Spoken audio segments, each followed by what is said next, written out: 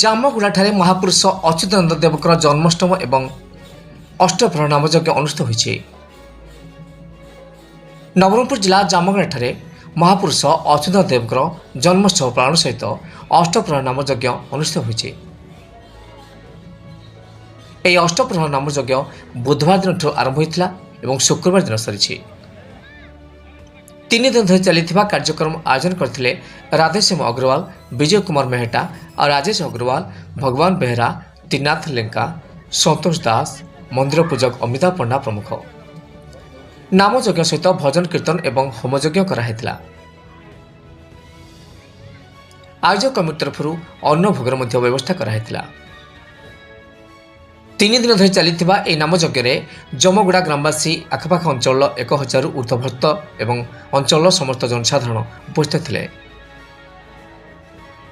ନବରଙ୍ଗପୁରରୁ ମେହେର ସାଗର ପାତ୍ରଙ୍କ ରିପୋର୍ଟ। ଆସ ଆସ, ଚାଲ ଚାଲ ସାଙ୍ଗରେ ଚାଲ।